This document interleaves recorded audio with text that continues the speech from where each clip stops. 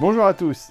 Il y a quelques jours, en collaboration avec Paramount, nous avons réuni un groupe de fans, des fans de Star Trek, à l'occasion de la sortie des Blu-ray Ultra HD. Nous avons parlé des films du premier The Motion Picture jusqu'au quatrième The Voyage Home, et pour cette première émission, je vous propose de nous concentrer sur Star Trek 1 et Star Trek 2. Allez, on retrouve nos fans de la saga. Bonjour à tous et bienvenue sur la chaîne YouTube de sonvideo.com. On se retrouve dans ce magnifique rooftop de la société Arsenic qui nous avait déjà accueillis pour parler avec Patrice de Indiana Jones. Bonjour Patrice. Bonjour David. Tu t'en souviens, hein, c'était bien. C'était très bien. Bon, aujourd'hui on est là parce que c'est la sortie en Blu-ray Ultra HD de Star Trek. Star Trek, les films de 1 à 4, de 1979 à 1986. Bravo, il y en a une qui suit. Bon, je vais présenter mes invités. C'est vraiment très sympa d'être venu pour parler avec moi de Star Trek, de ces 4 premiers opus de la saga Star Trek, principalement, mais on parlera peut-être d'autres choses. Il y a Nicolas qui est là. Bonjour Nicolas. Bonjour. Nicolas qui est journaliste à France TV. Tout à fait. Et qui s'intéresse particulièrement à l'art et aux médias. Exactement. Et à Star Trek. Et à Star Trek. Alors moi, j'ai une passion pour le space opéra, pour tous les franchises Star Wars, Star Trek. Grande affection aussi pour Cosmos 1999. Ça, c'est un peu ma série de prédilection. Et donc, je suis très content de venir parler de ces 4 films Star Trek que j'ai vus un nombre de fois incalculable. Pareil, je les compte pas. On a Marie-Paul avec nous. Bonsoir Marie-Paul. Bonjour. Bonsoir. Merci pour l'invitation. Ben, avec plaisir. Alors Marie-Paul, toi, tu fais partie d'un podcast, Tout comme à Marina qui est là, qu'on salue, d'un podcast qui s'appelle Le Quadrant Pop. Tout à fait, le podcast qui est dispo donc, sur podcast.lequadrantpop.fr et dans lequel on parle de Star Trek, de tout Ça ce tombe qui bien. sort sur Star Trek.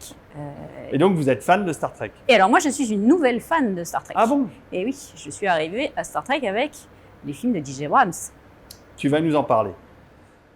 Daniel. Bonsoir Daniel. Bonsoir. Daniel, toi, tu es non seulement fan de Star Trek, mais tu t'es occupé de vendre les produits de la licence Star Trek pendant de nombreuses années, car tu as été vendeur de produits geeks, on va dire, de comics, de jouets, etc. D'abord aux éditions DS pendant quelques années, puis après dans la fameuse librairie Album. Pendant 10 ans aussi. C'est ça. Voilà, donc j'ai nourri effectivement des hordes de fans. Donc j'ai vu un petit peu les gens s'organiser, se regrouper pour défendre les valeurs de Star Trek et puis organiser ce qu'on connaît actuellement, c'est-à-dire les podcasts, mais évidemment les fan clubs. Et donc voilà, je suis un peu le papa, on va dire, entre parenthèses. Le parrain. Mais à l'époque, j'avais un autre nom, c'était le dealer. Mais là, on ne peut plus trop le dire de nos jours, mais j'étais un peu le dealer de la geekitude parisienne. De la mauvaise non, c'est pas une mauvaise habitude, mais de tous les produits dérivés Star Trek. Voilà. Très bien. Et Marina, donc, toi aussi, tu fais partie du podcast Le Quadrant Pop. Je vous remercie pour votre participation parce que, évidemment, quand on lance un appel à participation sur Twitter, on a beaucoup de fans garçons. On a un peu moins de fans filles ou femmes qui viennent parler de Star Trek pour plein de raisons. Parce que d'abord, c'est une licence qui est quand même, dans l'ensemble, peut-être plus appréciée par les garçons que les filles, contrairement à Star Wars, où ça me paraît plus équilibré. Et puis, il y a aussi le fait que c'est une question de génération qui a connu Star Trek tardivement. Et donc, il y a moins de fans en France de Star Trek parce qu'on les a eus assez tardivement, la série bien après sa sortie aux US. Et d'ailleurs, on a eu le premier film, on va en parler tout de suite, en 79, avant d'avoir la série TV originale. Donc, ce n'était pas évident de devenir fan de Star Trek pour toute une génération de cinéphiles. Mais vous avez quand même réussi. Alors voilà. Toi, tu es fan de longue date? Tout à fait. Alors moi, je suis fan depuis 82, depuis la diffusion sur TF1, des fameux 13 épisodes diffusés dans le désordre. Et là, je dois dire que dès le début, en fait, j'ai été fascinée par la série, par l'univers. Et donc après, je l'ai vu sur la 5. Ah ouais, alors il a été multidiffusé. Multidiffusé. Et ensuite, il se trouve que mes parents avaient une chaîne en allemand, Sat.1. Donc j'ai pu voir Next Generation, Deep Space Nine, Quelle Voyager. chance. Les films, j'ai pu les voir régulièrement parce que les Allemands les diffusent régulièrement.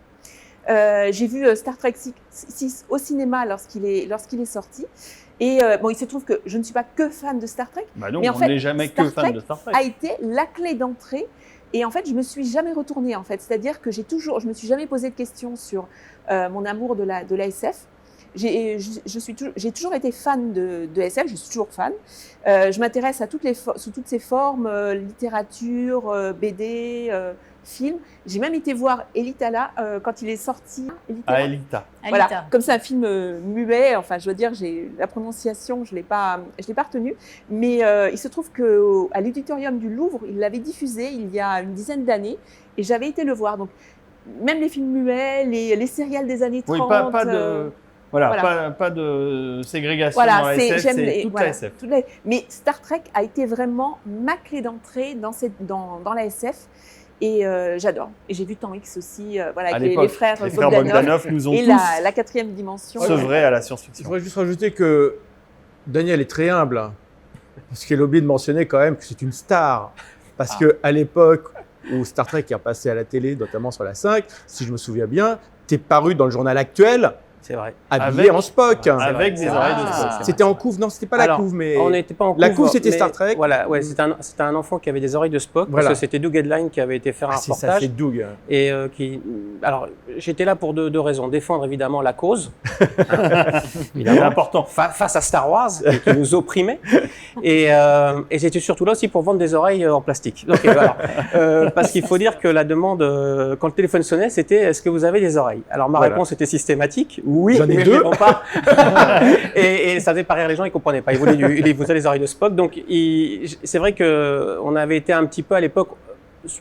Ils ont été gentils parce que c'était Doug Headline qui avait écrit l'article, ils nous connaissaient. Après, les Trekkies, hélas, ont été souvent présentés un peu comme des bêtes à part et souvent mis en scène parce que les journalistes aiment bien, surtout à l'époque, en fait, ridiculiser les fans, tout ce qui est un petit peu étrange.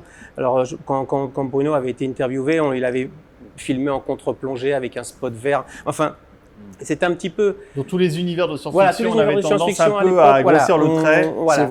Voilà, c'est comme les joueurs de jeux de rôle. Alors Nicolas, justement, ça me permet d'enchaîner ma question.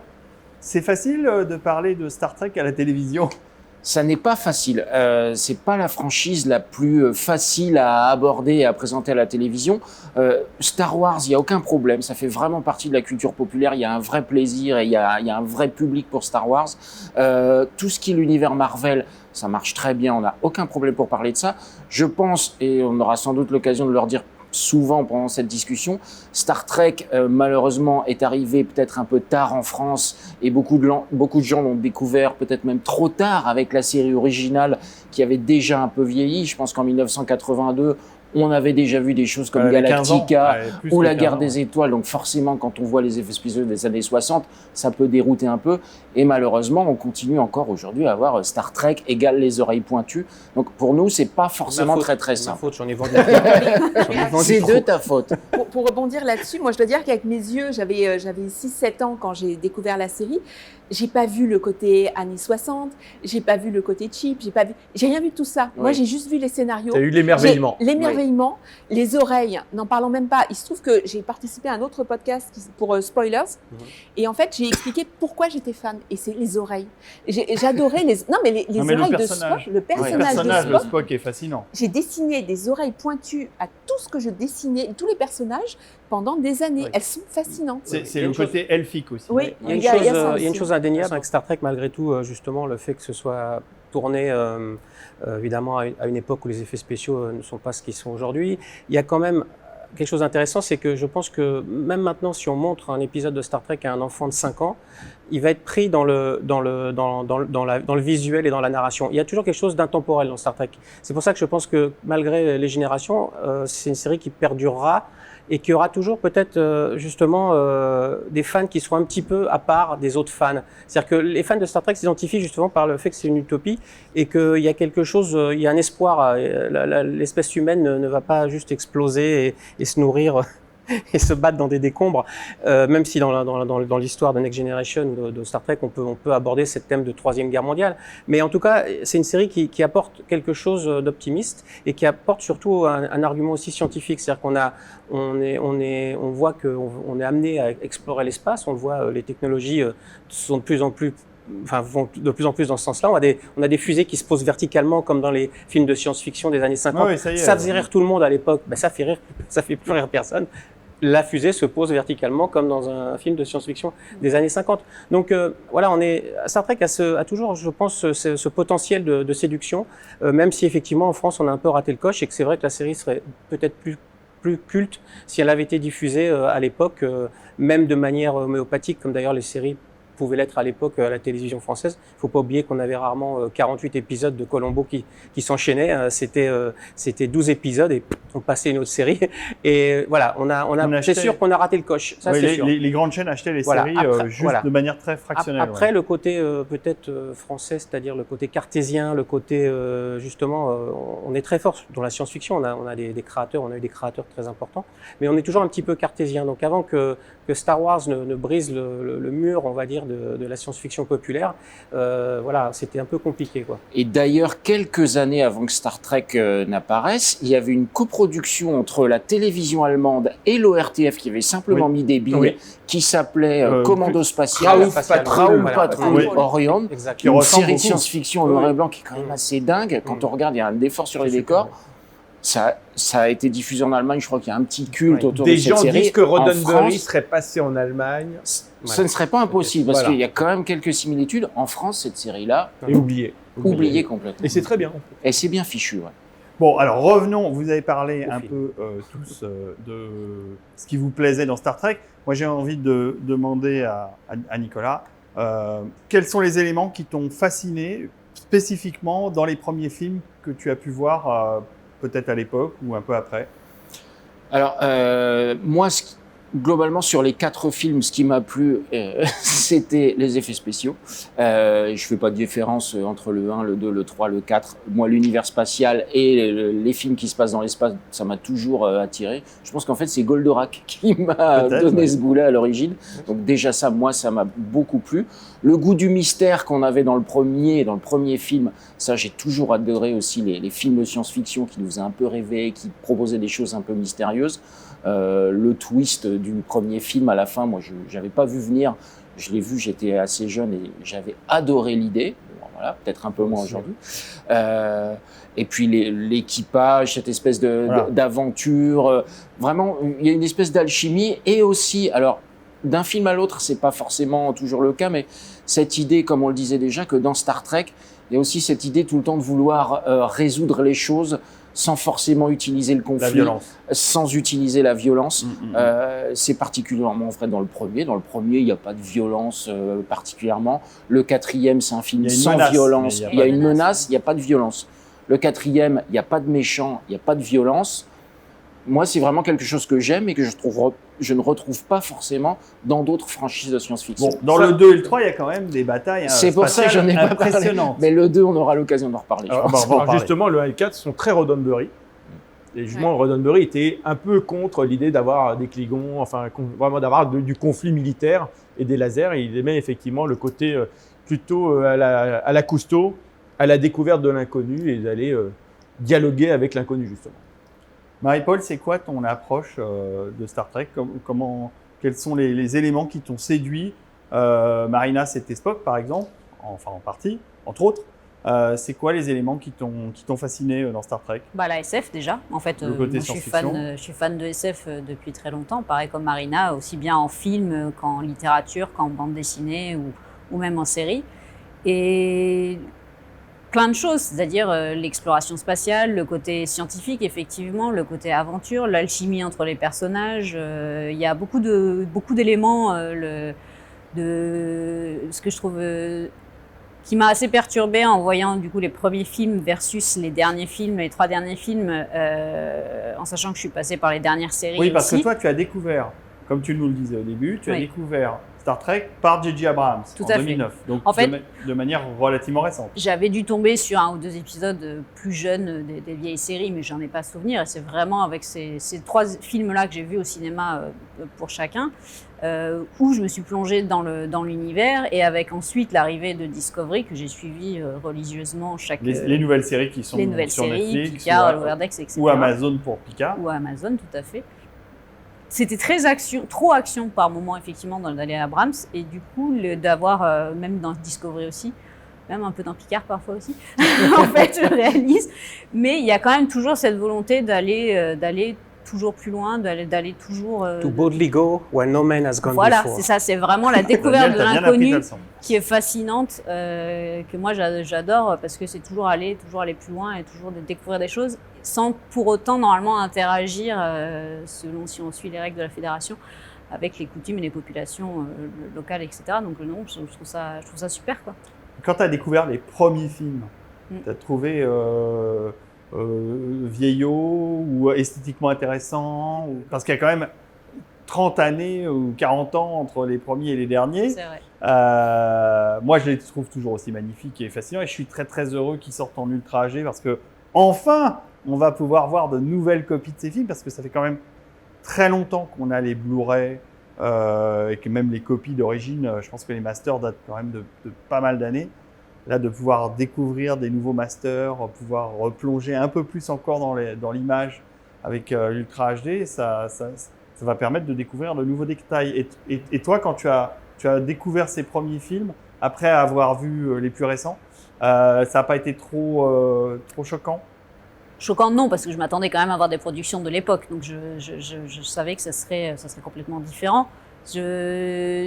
J'ai réussi à dépasser le côté, ce que je peux appeler carton-pâte, ce qui n'est pas le cas évidemment, mais effectivement un peu vieillot, et j'ai plongé dans l'histoire et au final j'ai dépassé tous les effets spéciaux de l'époque. Je savais aussi que je voyais des films des années 70-80, donc je ne m'attendais pas à avoir des incrustations 3D. Non voilà, plus, pas d'ordinateur. Pas d'ordinateur. Donc, et ils ont réussi à faire ce que je disais dans un des podcasts, quand on a fait sur le premier film, le vaisseau est extrêmement moderne. Il est fascinant. La scène qui est très longue, certes, mais qui est juste, tu t'en prends plein les yeux. Le vaisseau, tu as l'impression que c'est un vaisseau qui peut être designé aujourd'hui, alors qu'il a été fait dans les années 70. Oui, mais ça, moi, c'était encore mieux au cinéma à l'époque. Hein. Ouais. J'ai cinéma, découvert ça cette année, d'accord. donc pour moi, j'ai vu ces films que cette année, donc c'est hyper fascinant. Bon, Patrice, je pense qu'on va parler aussi un peu de l'origine de ce film, parce que justement, Star Trek The Motion Picture, c'est un projet très ambitieux de Paramount en 1978 à peu près, suite évidemment au succès d'un film que tu connais bien, qui s'appelle Star Wars. En 1977, ça cartonne. Et après, il va falloir, pour les concurrents, pour les majors concurrentes, riposter. Il y aura la riposte de Battlestar Galactica, mais qui est une riposte télévisuelle. Hein, et finalement, il n'y a que Paramount qui relève le défi de faire un gros film de space opéra au cinéma. J'ai relu un ouvrage sur Star Trek, sur le premier film qui est énorme, qui existe, où on a compulsé toutes les interviews données à l'époque. Et en fait, ce qui est marrant, c'est que Roddenberry, il parlait de faire un film entre la saison 1 et la saison 2, déjà à l'époque. Déjà dans les années 60. Dans les cantines, il dit « Ouais, ça serait sympa de faire un film ». Il voulait passer au Cinoche. Et puis bon, il y a eu les 3 saisons, ça a été un peu oublié. Et puis, il travaillait quand même avec Paramount. Et puis, il y a eu le Syndication, où ils ont vu qu'il y a eu beaucoup de succès. Et ils se sont dit « Bon, bah, pourquoi pas relancer ça ?» Et puis là, Roddenberry a dit « Oh, bon, on va faire un film ». Et puis là, ils les ont essayés. Il y a eu donc le grand designer de James Bond qui a travaillé dessus, Kaufman, le réalisateur, qui devait réaliser. Et puis le scénario n'a pas plu. Et puis, boum, vers 75, ça s'est réécroulé. Et puis là, ils se sont dit et si on refaisait une série télé? Donc il y a eu le fameux Star Trek Phase 2 qui a été relancé. Le projet n'arrive pas à se monter. Voilà. Et à ce moment-là, sort Star Wars. Et là, j'ai une anecdote marrante que j'ai découverte en regardant une interview d'un responsable des effets spéciaux d'ILM, qui avait d'ailleurs travaillé sur Motion Picture, et qui dit « Ah bah à l'époque, je donne rendez-vous à ma petite copine, à celle qui allait devenir sa femme, devant le Chinese Theater de Los Angeles pour voir Star Wars. » Il donne rendez-vous. Et il donne rendez-vous au resto en face du Chinese où on vend des hot dogs. Et à ce moment-là, il devait passer un coup de fil. Hein. Il va à la cabine et là, devant lui, il a William Shatner. Et là, littéralement, il a dit, je vois un moment de l'histoire du cinéma. Il y a William Shatner qui dit, c'est un gars de la Paramount au téléphone, je viens de voir Star Wars, c'est bon, Star Trek va devenir un film. Ah oui. Donc, littéralement, Shatner avait compris que, voilà, c'est que tout d'un coup, la SF allait devenir... Shatner, Patrice, on rappelle pour ceux qui ne sont pas... Capitaine Kirk. C'est le Capitaine Kirk. Et donc, dans le combat de est-ce que ça va devenir une série télé ou truc, là, Shatner a compris que le succès Star Wars et le film était vraiment une maestria, que clairement, Paramount allait dire bon, c'est bon, qu'est-ce qu'on a dans les tuyaux qui ressemble à Star Wars? C'est le Star Trek. Et c'est ça qui a finalement donné le feu vert et qu'ils ont transformé le projet de phase 2 série télé en grand film de cinéma. Alors, Robert Wise. gros budget. Énorme budget. Là, Si on était au-delà de 40 millions de oui, dollars. mais il faut savoir qu'à ce moment-là, déjà, ils avaient déjà dépensé beaucoup sur les 2 projets d'avant. Oui. Et même le départ des tests et des effets spéciaux pour le 1, c'était la catastrophe. Ils ont dépensé plus de 2 millions de dollars pour rien. Ils ont appelé en panique. Robert Abel. Ils ont appelé en panique. Robert Abel. Alors, Robert Abel, dans Trumble. On le connaît en France. On le connaît en France, On le exactement. connaît en France pour une chose. Tous les Français. L'habillage de TF1 au début des années 80. L'habillage de TF1 et le fameux générique le cinéma du dimanche soir. C'était Robert Abel qui faisait ça en animation et de l'ordinateur. C'était un pionnier. Et musique de Vladimir Kosma. Oui. On a vu beaucoup d'images de Robert Abel dans beaucoup de publicités Bien sûr. qui tournaient à l'international. Il faisait énormément de pack shots de voitures, de rasoirs volants, ce genre de choses. Des savons volants. Des savons volants, tout ce qu'il pouvait voler, Robert Abel savait faire. Mais c'est vrai qu'il n'avait pas réussi à concrétiser les effets spéciaux de Star Trek The Motion Picture. Et ils appellent un maître en la matière. Alors, ils avaient une liste de gens pour réaliser le film. Il y avait Spielberg, il y avait George pour les Lucas. réalisateurs, oui. Les autres ont refusé et c'est Robert Wise qui était en 3e, je crois, qui a accepté de le faire. Il fallait un grand réalisateur pour amener le projet à terme, quoi. Robert Wise qui a eu une grande influence d'ailleurs sur l'aspect visuel du film, parce que je crois que quand il est arrivé déjà à l'origine, les essais étaient avec des espèces de nouvelles versions des costumes multicolores. Mais quand il a vu les décors, il a fait changer les décors, changer les costumes. Je crois que la maquette de l'entreprise, il a demandé aussi une nouvelle maquette, il a tout fait évoluer. Il est arrivé au milieu d'un chantier énorme. Il avait aussi un cahier des charges un petit peu parce que l'idée c'était les gens avaient vu Star Trek sur des lucarnes, sur des télé comme ça. L'idée, c'était quand même de donner une dimension, justement, on l'appelait souvent le péplum, c'était comme un péplum. Donc, il y avait ce côté grandiloquent, il fallait que ce soit vraiment théâtral, quoi. D'où la sortie de 15 minutes de l'Enterprise du Doc, parce que justement, la frustration du fan de Star Trek et des vaisseaux spatiaux, c'était d'entreapercevoir l'Enterprise. Et là, enfin, on pouvait le voir sous toutes les coutures, tous les angles. C'était un moment lyrique pour le fan de Star Trek. Ça passait un petit peu au-dessus de la tête des gens à l'époque comme moi, qui n'avaient pas encore vu la série. Et l'Enterprise étant un personnage à part entière de la série. Donc c'est vrai que les interactions, effectivement, quand on n'avait pas vu la série, étaient un petit peu. Je les comprenais parce que j'avais lu un peu qui était qui, mais c'était un petit peu plus compliqué. Ça a été un choc absolu parce que je m'attendais pas du tout à voir ce type de film.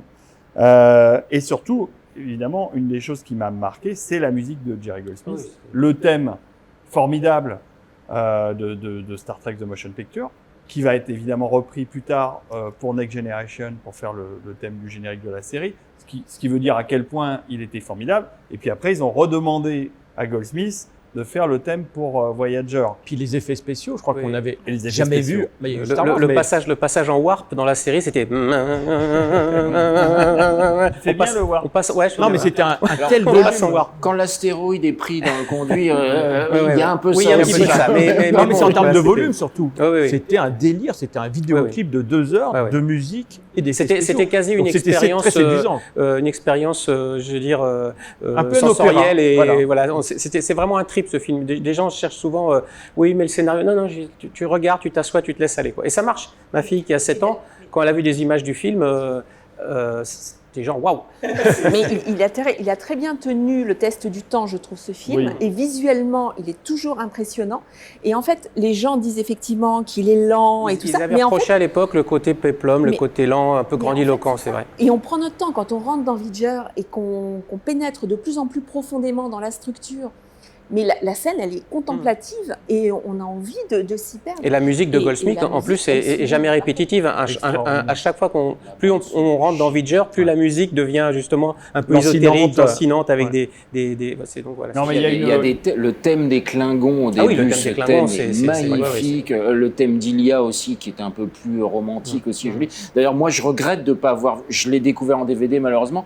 Je regrette de pas l'avoir découvert en salle, puisque avant même le générique, il y a cette espèce de séquence, un peu comme il y avait dans 2001 d'ailleurs, au début de 2001. Dans West Side Story, voilà. Dans beaucoup on entend simplement le thème pendant 3 minutes d'écran noir, rien de tel vraiment pour se mettre dans Pour se cette plonger espèce dans l'ambiance. d'ambiance. C'était pour que les gens se taisent au cinéma Et et les pour mettent rentrer déjà dans dans le le film. Quand j'ai Ça lancé fait le film, je me suis dit, il y a un bug, il n'y a pas d'image, qu'est-ce qui se passe? Et du coup, c'était sur Prime, j'étais là, Mais non.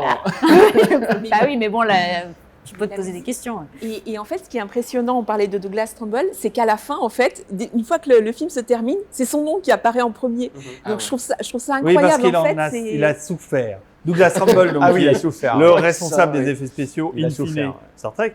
Effets spéciaux inachevés. Le film, il y a des plans qui sont pas terminés. On voit le fond du décor. Si on monte un peu la Oui, luminosité de sa contraste, télévision, quoi. on voit l'arrière du décor qui est censé être noir et qui est même censé être rempli. J'en profite d'ailleurs pour dire qu'il existe une édition spéciale qui est sortie en 2000, retravaillée par Wise, avec les effets spéciaux terminés, comme il les voulait. Cette édition, c'est pas cette version qu'on va retrouver dans l'édition Blu-ray 4K qui sort maintenant, mais elle est prévue, Patrice, de Pour sortir l'année prochaine. l'année normalement. prochaine. Voilà.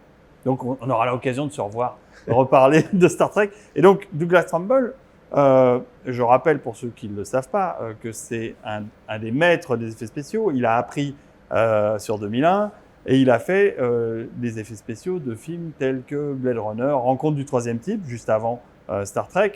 Voilà, il a eu une carrière assez courte parce qu'il a eu des déboires sur son film Brainstorm, qui est un excellent film, produit aussi chez Paramount, sur lequel malheureusement Natalie Wood, l'actrice principale, est décédée. Ça n'aide pas et ça lui a posé tellement de soucis qu'il a arrêté sa carrière juste après. Mais il a quand même réussi à nous faire quelques chefs-d'œuvre, dont Star Trek 1. Et sur Star Trek 1, il en est sorti sur une civière. Il était tellement épuisé par le tournage, par les effets spéciaux, par le nombre de plans. Vous avez un qu'il fallait deadline en plus réaliser. de Bah, sortie. il arrivait à la rescousse, en fait, très loin Très dans le tardivement, process. ouais. Chaque dollar est à l'écran, en fait. Ah oui, clairement. Contrairement à d'autres films qui sont venus plus tard et où les effets spéciaux sont pas au niveau et j'ai entendu des débats où en fait on discutait en millions de dollars sur ce qui était à l'écran. Là, chaque dollar est à l'écran en fait et on a vraiment l'impression. Alors, je dirais pas que chaque dollar est à l'écran, je pense qu'ils auraient pu Mais faire au 10 niveau des millions moins effets cher, mais spéciaux. il y a une telle. Non, ça a été oui. un vrai Et- problème. Ce qui Pour s'est passé, revenir- c'est que ça a été un peu comme dans la Ouais. traversée de Paris. Il a dit Jambier, pour moi, ce sera 20 000. C'est-à-dire qu'il a, Voilà. il a dit maintenant, vous voulez que je reprenne le bébé en cours de route? Voilà. Parce que là, ça commençait vraiment, les dates de sortie approchaient, les ce qu'ils avaient, ils pouvaient rien en faire. Et donc voilà. Donc, du coup, il a quand même demandé une somme importante. Ouais. Mais en sachant que cette somme lui permettrait d'avoir l'amplitude de créer des effets spéciaux Non, mais à la hauteur. On a les images derrière, là, voilà, parce qu'il y a voilà. la bande-annonce Voilà. qui passe du Parce premier film. que C'est incroyable. en termes de production d'images, Trumbull a produit des images pour Blade Runner, pour beaucoup de films de SF qui sont magnifiques. Mais là, la quantité, on va dire, de maquettes, d'éclairage sur chaque plan est juste hallucinante. Ne serait-ce que photographier l'Enterprise à la sortie du dock, c'est pas 2 heures de shooting. Quoi. C'était C'est- 45 jours, tourné- c'était voilà. 45 jours de tournage, non, pour Je sais tourner plus, mais cette scène. c'était énorme. Chaque Ouais, plan était Ouais.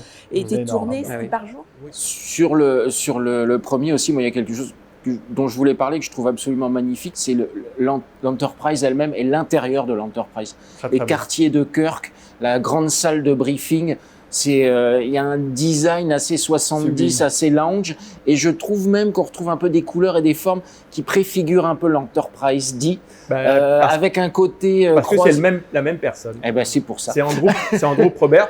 Et Andrew Probert, il nous fait déjà un vaisseau qui a l'air déjà d'être un truc un peu lounge, un peu design. Et alors, on le voit mieux en regardant les photos sur Internet qu'en regardant le film parce que les scènes passent vite, mais l'intérieur de l'Enterprise est magnifique. On va pouvoir le voir en détail en 4K. J'ai Eh hâte. bien, voilà. Bah, c'est ce que disait Robert Wise quand il avait vu les premiers tests là, de phase 2 avec vraiment des couloirs carrés. Contreplaqués, ouais, Il a c'est dit ça. c'est pas possible. Et c'est pour ça qu'il y a un couloir dans le vaisseau. Il les a demandé de les faire obliques pour donner un autre look, vraiment un couloir d'immeuble. Ouais, les décors de l'Enterprise sont magnifiques. Et Probert avait donc pour mission de designer tous les vaisseaux pour qu'il y ait une uniformité de la fédération et de la technologie et de l'intérieur, effectivement. Et pour le vaisseau de Next-G, en fait, tu sais que il l'avait dessiné sur un bureau, c'était pas prévu de changer. Et c'est quelqu'un qui a dit, mais c'est quoi? J'imaginais un nouveau vaisseau, ils l'ont apporté à Roddenberry, en 10 minutes ça a été validé, c'était le nouveau vaisseau. Tu vois, c'est ça. Mais c'est quelqu'un d'hyper talentueux. Alors ce qui est génial avec Andrew Probert, il a fait la voiture de Rover Future, il a fait énormément de choses. Moi j'ai un tout petit peu travaillé avec lui, et ce qui est génial, c'est que pour concevoir quelque chose, pour lui, il faut qu'il y ait une réalité scientifique. Ouais, c'est comme, C'est-à-dire qu'il ne peut pas imaginer le truc s'il ne comprend pas comment est le moteur, où va le gaz. Et en fait, c'est ça qui est génial, c'est qu'il y a une vérité dans la tête du créateur qui fait que quelque part… Ron Cobb aussi. Et Ron Cobb était pareil. C'est pour ça que ses props sont toujours… Enfin, son univers aussi est très riche quand il fait des décors. Le truc, c'est qu'il y a toujours une fonctionnalité. Ron Cobb était sur Retour à le futur, ils étaient tous les deux Mhm. sur le design de la voiture. Et sur l'intérieur de l'Enterprise, il y a une vraie différence entre le 1 et les suivants. On a vraiment l'impression d'espace dans le premier, alors que dans le deuxième, c'est vraiment un film de sous-marin. On a l'impression qu'on est oppressé. C'est voulu. Et le premier, C'est exactement ça. C'est une question de budget. Bon, tout d'un coup. Vous êtes gentil, vous me faites des Bon segue. enchaînements à ma place. Donc, Bon segue. je crois que vous êtes assez unanime sur le premier film pour dire que c'est quand même un film graphiquement marquant, avec une histoire très étonnante. Alors, il y a peut-être une petite froideur des personnages qui est due au fait qu'ils avaient en idée de s'inspirer de 2001, qui était un film assez froid. Donc, il y a cette ambiance un peu 2001 de l'Odyssée de l'espace qu'on retrouve dans ça Star se Trek veut, The je crois, Motion. très réaliste en fait, Mais bizarrement. c'est en effet. Oui. c'est- Et puis il y a c'est ce très côté, réaliste. ils sont pas vus depuis très longtemps, donc on peut imaginer que pour renouer à nouveau des liens, il faut quand même, je dirais, un petit moment. Et puis il y a surtout la scène où justement où Spock est confronté à son humanité, qui est aussi importante dans le scénario, puisqu'il ressort de son contact avec V'ger, il ressort un petit peu perturbé, transformé. Donc non, finalement, La scène est magnifique. Voilà, c'est pas aussi froid que ça. Puis en plus, il y a une histoire d'amour. Donc c'est pas aussi, il y a comme cette histoire d'amour entre Decker et Lia. Donc, Bon, on va pas Oh, spoiler. deux scènes. Voilà. Il Ah, faut pas voir spoiler. Star Trek Et puis, 1. Passons à Star Trek 2, parce que sinon on n'avance pas. Star Trek 2, film sorti 3 ans après The Motion Picture, c'est 82. 82, grande année de la science-fiction et du film de genre, on pourrait en citer plein. La plus grande année, peut-être. Une des plus grandes années en tout cas. Oui. Star Trek 2, dans un esprit très différent, exit plus ou moins Jane Roddenberry, parce que le coût de Star Trek The Motion Picture a été tellement énorme. Il faut un nouveau producteur, de nouvelles idées et surtout un budget bien plus réduit.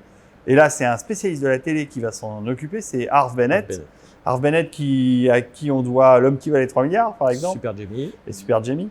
Et donc, il va astucieusement retravailler le scénario de Star Trek 2, qui va être très, très retravaillé, de nombreuses fois réécrit avant d'être porté à l'écran, et va insuffler un esprit totalement différent à ce deuxième film. Ce qui, moi, m'a beaucoup perturbé en tant que spectateur à l'époque quand j'ai vu le film Moi au aussi. cinéma. J'étais complètement désarçonné.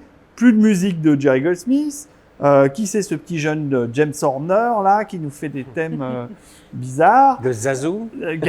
Un film moins ambitieux. tout Un de suite, film plus série. plus série, plus dans l'esprit de la série, et puis un look de navigateur, un look de bateau, de sous-marin, des costumes qui n'ont plus rien à voir avec l'esprit du premier film. Bref, transformation totale dans Star Trek 2, et pourtant, quelques années après, à force de les revoir, on apprécie énormément ce changement de cap qui était bien vu, qui était bienvenu même. Comment vous l'avez perçu, vous? Tiens, Marina. Moi, j'aime bien le côté… on change complètement de direction par rapport au premier. C'est presque un reboot finalement, parce que finalement, lorsque Kirk arrive, la première scène où on le voit, la porte s'ouvre, on le voit arriver de manière assez spectaculaire, il descend plus d'un train comme dans le premier. D'une navette. Pardon. Un train, une navette, pardon. Mais il y avait des trains aussi, mais là c'était une la navette. atterrit sur des rails. Donc, C'est ça. Oui, Voilà. c'est vrai. Mais c'est l'entrée de Kirk est spectaculaire. Il y a plein d'éléments mythologiques. C'est la suite d'un épisode de la série. Un Space épisode Seed. culte. Montalban, je dois dire, j'étais fan parce que j'avais vu l'île fantastique, la planète des singes. Le prendre, voilà, il a énormément de charisme dans le rôle. Et en fait, c'est un film de sous-marin pour moi. Les personnages, finalement, je crois que j'ai mis des années à réaliser qu'ils ne se rencontrent pas, en Khan et Pas Kirk. une fois. Et en fait, en y réfléchissant au début, je voyais ça, un affrontement entre Kirk et Khan et tout. Mais finalement, c'est 100% Kirk. c'est sur ce personnage, sur sa vie, ses choix manqués, sa peur de vieillir. Alors moi, quand je l'ai vu, j'étais très jeune. Sa famille, Sa famille. on découvre. Mais voilà, mais c'est ses choix manqués en fait pour moi. C'est pas sa famille, c'est la route qu'il n'a pas prise. Il n'a pas été un père attentif. Il le découvre sur le tard.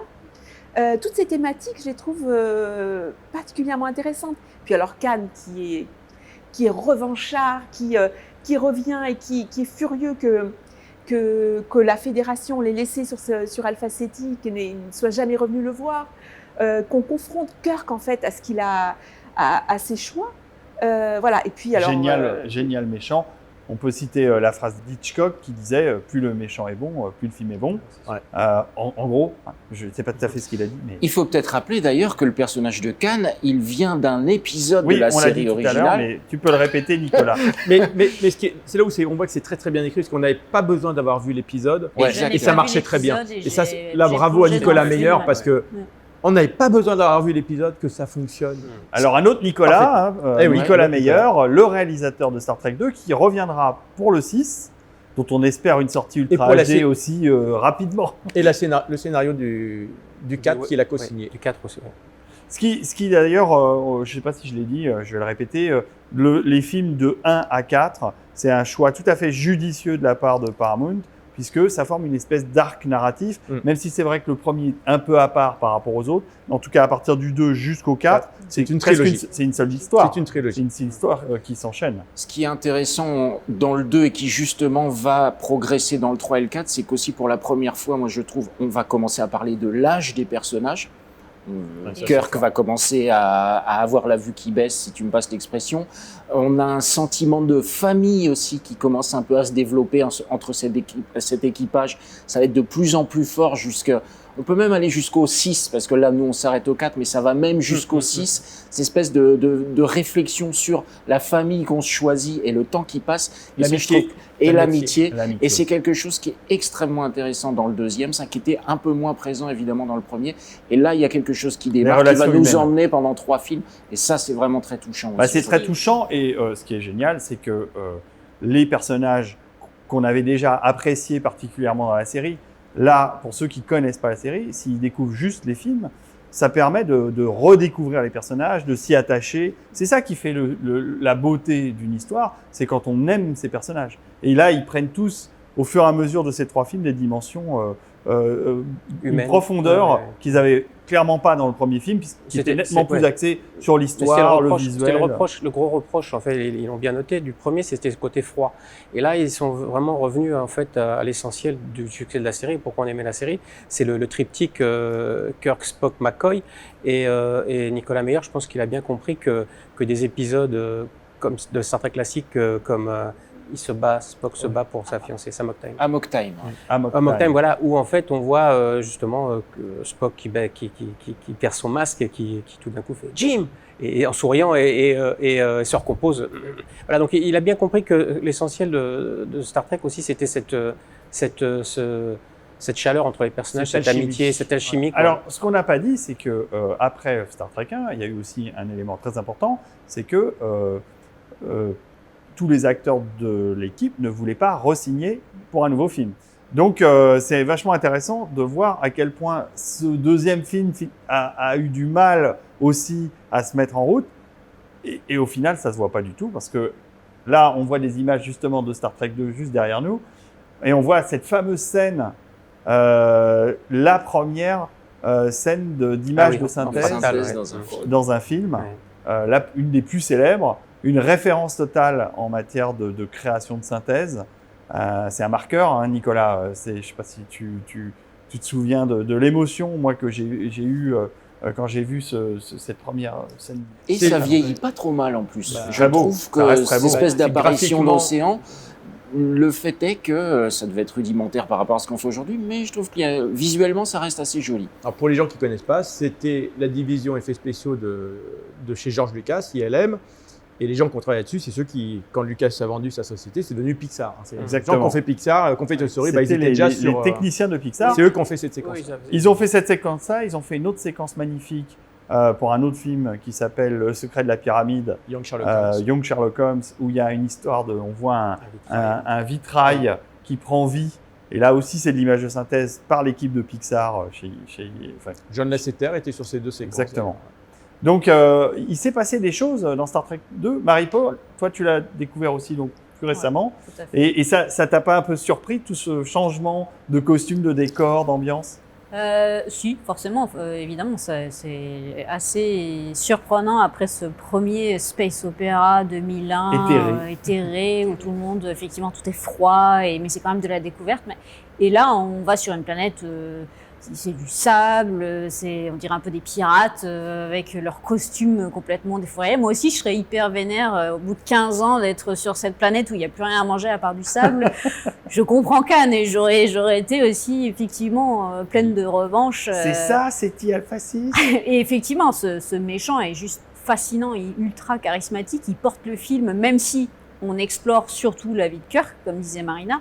Les choix qu'a fait Kirk, c'est pas forcément des choix manqués, mais c'est juste que t'as plusieurs. Lui, il a fait ce choix-ci et voilà. Moi, le seul truc, j'aime beaucoup l'alchimie entre les 3 personnages. Moi, je trouve toujours dommage, c'est que la pauvre Uhura, elle a un rôle absolument naze. C'est vrai qu'on n'en a pas encore parlé. Et le premier aussi, enfin voilà. Alors dans le premier film, il y a le personnage d'Ilia qui est très important. Oui, mais qui est quand même à moitié dévêtue et c'était pas vraiment très utile de la faire Alors, sortir en peignoir de bain, je sais pas, un petit déshabillé. L'importance de la... Non, ils sont tous en pyjama hyper habillés et elle arrive avec ce petit. Elle est très belle. Elle est pas comme ça au début. Non, elle est pas comme ça au début. Elle est très graphique. C'est Vidger qui l'a design. Mais... Voilà, c'est l'extraterrestre, c'est l'entité extraterrestre qui veut ça. Moi, j'ai rien demandé. J'avoue que ça m'a fait un peu, ça m'a un peu surprise. C'est vrai que tu as raison. Les rôles féminins on va dire cette période-là de Star Trek sont pas foufou, même si dans le 2 il y a Saavik, le lieutenant Saavik. Il y a la femme de Kirk, enfin l'ex-copine de Kirk, Dr Marcus. Donc, il y a quand même des personnages féminins. Et dans le 4, importants. on a quand même une, enfin dans le 4, il y a quand même une femme qui est un élément principal, qui est le scénographe. Il y a quand même une évolution qui est importante, mais c'est très très lent par rapport à tous les thèmes qui sont abordés au fur et à mesure des films. On n'a pas parlé des nouvelles séries, mais depuis, c'est vrai que les personnages féminins sont devenus très très importants dans Star Trek. Et puis, effectivement, tu parles des séries qui ont suivi, où on a eu des équipages, on va dire, où tout le monde avait son heure de gloire. Il faut quand même aussi se rappeler qu'à l'époque de la série originale, c'est quand même un équipage à 2 étages. Il y a quand même Kirk, Spock et McCoy qui sont quand même les personnages principaux, et les 3 autres qui sont un peu moins sur le devant de la scène. Je pense que du coup, les films sont plus fidèles à cette structure-là, quelque chose qu'on a pu voir, par exemple, dans Next G ou même dans Voyageurs, où tout le monde est à peu près sur le même pied d'égalité, à part le capitaine.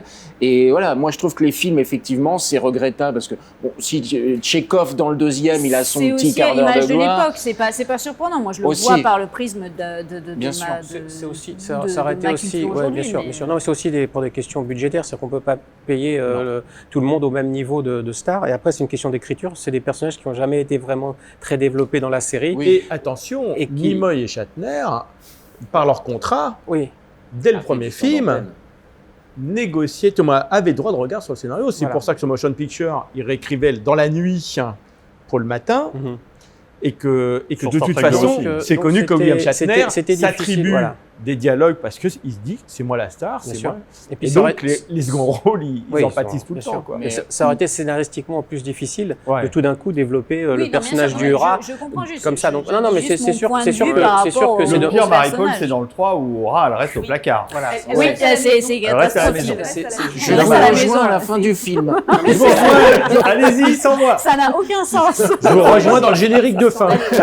Mais moi, quand j'étais gamine, j'adorais Uhura. Et en fait, je guettais les scènes où elle apparaissait, mais comme c'était mon idole. Et vraiment, mais elle a inspiré son importance, hélas, effectivement, pour des raisons après, pas d'ailleurs des questions justement culturelles ou le wok de l'époque, mais c'est pour des raisons après justement pratiques. Mais c'est vrai que toutes les scènes qu'elle a dans la série classique, elle a quand même des scènes importantes. Elle a le premier baiser interracial à la télé américaine, c'est quand même pas rien.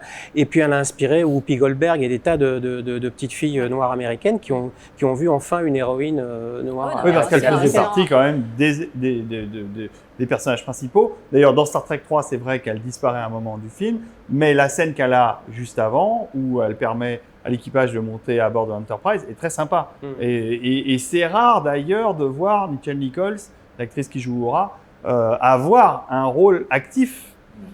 Sauf dans le 5, mais on va passer sur. Mais dans le 2e, il y a aussi un autre personnage féminin qui apparaît, c'est le lieutenant Saavik. Oui, Oui, lieutenant c'est Saavik. très bien. Mi-vulcaine, mi-romulanaise, romulienne ou romulanaise, je sais jamais. Et ça, c'est pareil, c'est un personnage qui a un potentiel énorme et en fait, qu'on aurait pu avoir sur les 3 films. Alors, il y a eu un changement de casting. Ça fait, ouais, je pense ça fait du mal. Potentiellement, on pense qu'elle est tombée enceinte de Spock, on n'en a jamais rien su. Non, mais c'est Non, surtout, du fils c'est surtout ce que du disait fils de Kirk. Non. Non, Dans le 3e, Ponfar, Le Ponfar, fallait l'aider. elle est enceinte de Spock. Et je crois que ça a été écrit à un moment Ça a été et que ça écrit, n'a oui, pas oui. été joué. Ouais. Mais elle a une pauvre scène au début Mais du 4. tout ça pour dire Et qu'effectivement, on a un Kirk la personnage prend par les féminin épaules. encore là qui Non, mais malheureusement... bon, là, c'est vrai que, comme disait Patrice, pour des questions budgétaires, les acteurs Oui. principaux, ils se battaient déjà pour leur temps à l'écran. Ouais, ils se battent, les autres, c'était... C'est Hollywood, hein. Faut pas voilà, c'est oublier, small potatoes, quoi. Bon, sur Star Trek 2, il y a quand même un truc incroyable à retenir, c'est Les pectoraux de Cannes, excusez-moi. les Fallait que pectoraux je le de dise. Cannes. C'est vrai, Marie-Paul, C'est tu as raison. vrai, c'est vrai. Qui sont vrais. Non, c'est C'est la vrai. scène de bataille spatiale Voilà. qui clôt le film. C'était la première fois Ouais. dans toute la saga Non, Star c'est- Trek qu'il y avait une grande scène de bataille spatiale avec des tactiques, d'évitement, Et là, voilà, on est c'est- dans les sous-marins parce que... Oui. ouais, c'est les torpilles. Voilà, on on se tire est dans des dessus, niveaux, on est dans une nébuleuse, on se voit plus et voilà, on est vraiment dans un. C'était Mais très ils rusé. arrivent à Et gagner parce c'est que pas Star Wars, justement, ce sont des vaisseaux qui se déplacent Oui, très mollement. Voilà, on est bah, vraiment comme dans la réalité, donc, dans un espace, voilà. Où, mollement, c'est surtout l'inertie, très pesant. Voilà, Les l'inertie, vaisseaux sont énormes. l'inertie, oui. Donc ouais, c'est des bâtiments Ce gigantesques. que tu disais, David, au début, le côté marine. C'est là, deux et ce que sous-marins tu disais qui se- aussi, dans une nébuleuse. Ouais. c'est vraiment ce une côté. scène Ouais. magnifique. La musique de James Horner, alors j'en ai parlé tout à l'heure rapidement de James Horner, mais jeune compositeur peu connu, qui n'avait pas énormément de background, encore une idée d'Arv Bennett de l'avoir engagé. Et là, Nicolas Meyer. c'est Nicolas Meyer qui a pensé, oui, Ouais, tu as raison. ouais. C'est En une idée de écoutant Nicolas la musique, Meyer. il a dit, ouais.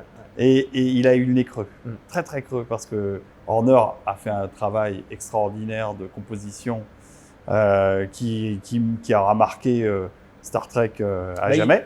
Oui, puis il amène, je pense, dans l'idée de ce second film, ce côté naval, hein, même dans la Justement, musique. oui, tout est. voilà. Je pense que c'est le C'était l'idée réalisateur directrice qui. de ce film. Ouais, de qui Nicolas en plus Meyer. le réalisateur aime bien par sa comment dire déjà c'est les films qu'il a fait précédemment, Ouais, l'époque sa victorienne culture, ouais. et le côté justement mon avis naval, et donc il s'est dit on va transposer le côté sextant, les petites lunettes, on va Oui. faire ses costumes, ses livres en cuir, et on est vraiment effectivement Ce à qui est génial l'intérieur avec d'une cabine. les lunettes que Kirk reçoit en cadeau Voilà, pour son oui, oui. anniversaire, Oui, oui, elles vont servir, Oui, oui. elles vont Ouais. durer Ouais, ouais. dans le jusqu'au jusqu'au quatrième. Jusqu'au Ouais, ouais. 4. Oui, parce que tous les trois, on est allergique au Retinax 4, apparemment. Voilà, bon c'est oui, aussi, On n'a pas de- non, le moi j'ai un œil Retinax, comme c'est ça pas quand j'en mets. Ouais, ouais. Le Retinax 4.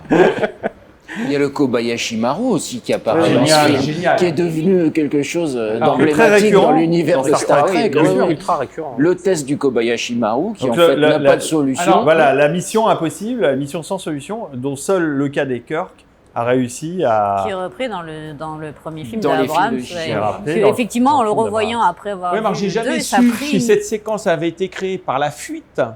Hein, parce que la fameuse la fameuse fuite, fuite que oui. Spock devait Oui, mourir. tout à fait.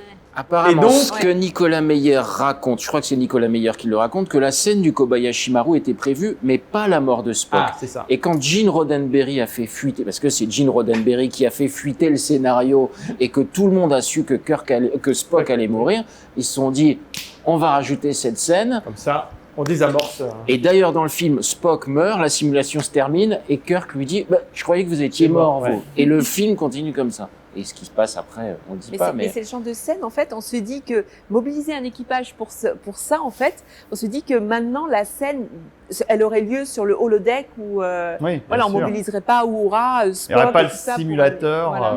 comme ça. À l'ancienne. À Non, mais il n'y l'ancienne. avait pas d'holodeck à l'époque. Ouais, Il n'était voilà. pas inventé. Il n'était pas inventé.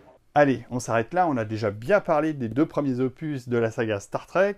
On se retrouve très bientôt pour parler de Star Trek 3 et de Star Trek 4, et toujours sur la chaîne YouTube de sonvideo.com.